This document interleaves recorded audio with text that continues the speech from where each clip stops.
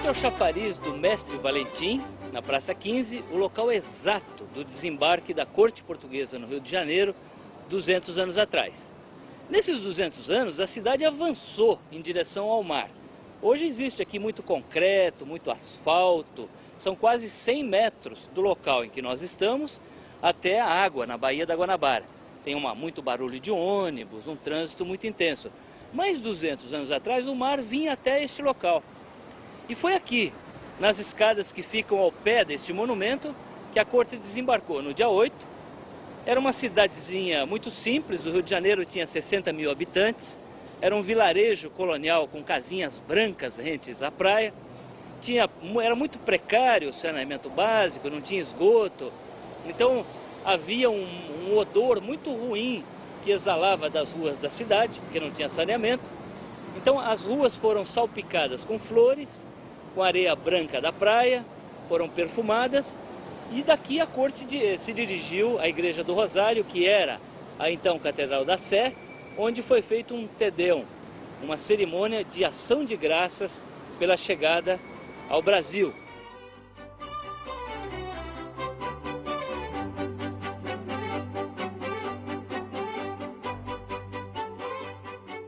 Quando a corte portuguesa chegou ao Brasil, o Rio de Janeiro era o maior entreposto negreiro das Américas.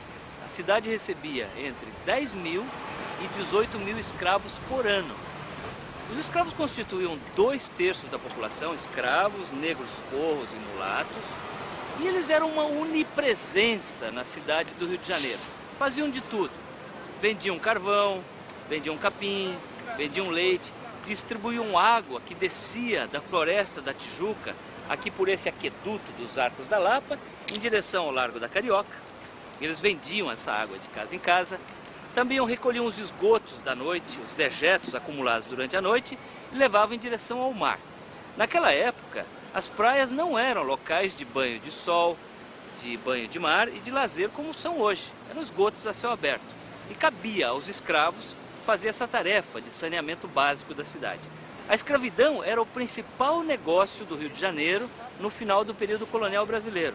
Os grandes empresários da época eram todos traficantes de escravos. Os escravos chegavam ao Rio de Janeiro e ficavam em quarentena no mercado do Valongo, que é um local hoje situado próximo à zona portuária do Rio de Janeiro, e eles ficavam ali para se recuperar das doenças, engordar, porque eles chegavam muito magros, da precária travessia, que era uma viagem nos porões dos navios negreiros, a travessia do Oceano Atlântico. De cada 2 escravos capturados na África, só um chegava vivo ao Brasil, o outro morria. Portanto, era uma taxa de mortalidade enorme, de 50%. Em compensação, o escravo que chegava vivo, ele se valorizava 3, 4 ou mesmo 5 vezes. Portanto, do ponto de vista do traficante de escravos, era um bom negócio, era um excelente negócio. E os escravos, eles eram comercializados no mercado do Valongo, como hoje se compra e se vende um animal, um boi, um cavalo, numa fazenda, num frigorífico do interior do Brasil. Ou seja, o comprador examinava o dente dos escravos para ver se ele estava saudável, se não estava muito cariado, apalpava a pele, o músculo para ver se estava rijo, mandava o escravo correr de um lado para o outro e em seguida ele fixava um preço. Ou seja, os escravos eram uma mercadoria como outra qualquer na época em que a corte chegou ao Brasil.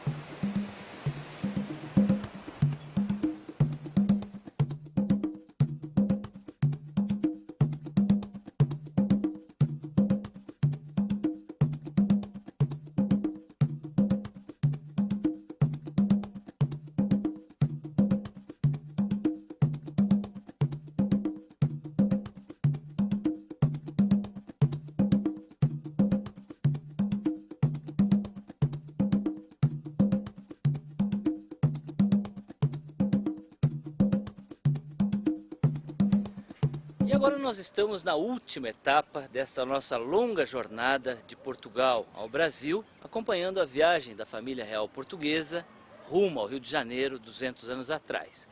Nós estamos no antigo Palácio de São Cristóvão, na Quinta da Boa Vista, no Rio de Janeiro, situada perto do estádio do Maracanã e do Morro da Mangueira.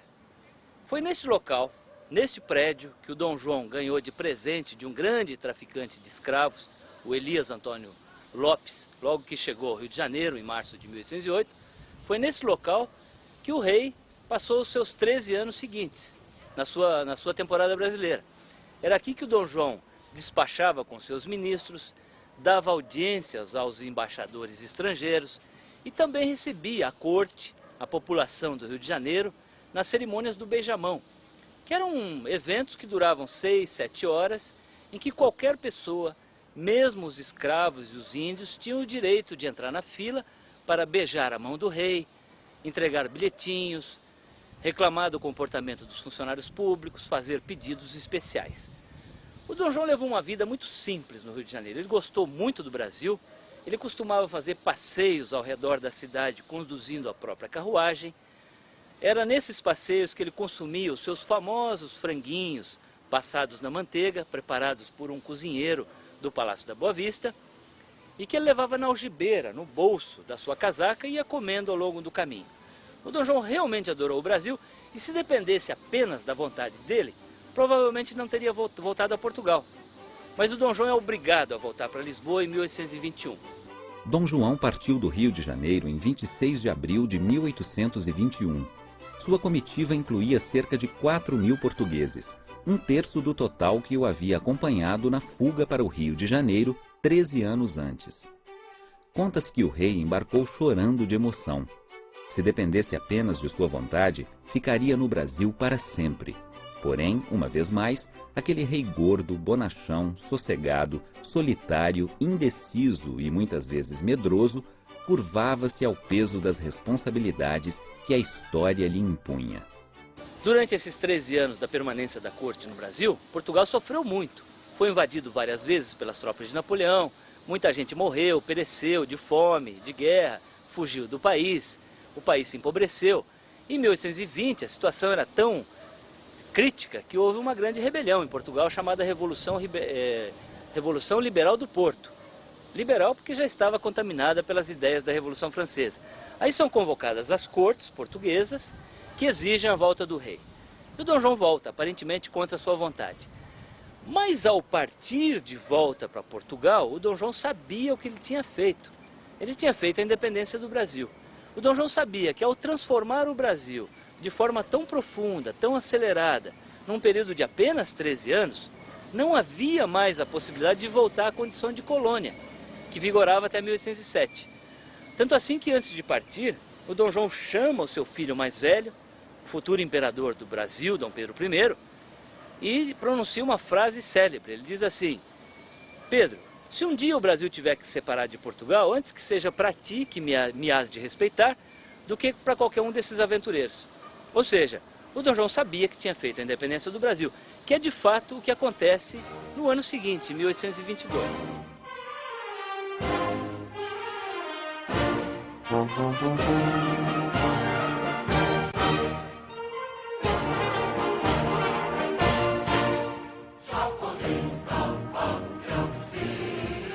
Esta é a principal consequência da vinda da corte para o Brasil, uma independência, a independência sob controle da monarquia, controle da família real de Bragança, porque se a corte não viesse para o Brasil, provavelmente a colônia portuguesa teria se fragmentado em 3, 4 repúblicas menores. Não haveria este país grande, de dimensões continentais, de uma cultura muito bem definida, de 190 milhões de pessoas que se reconhecem como brasileiras, que é a noção de identidade nacional que nós temos hoje.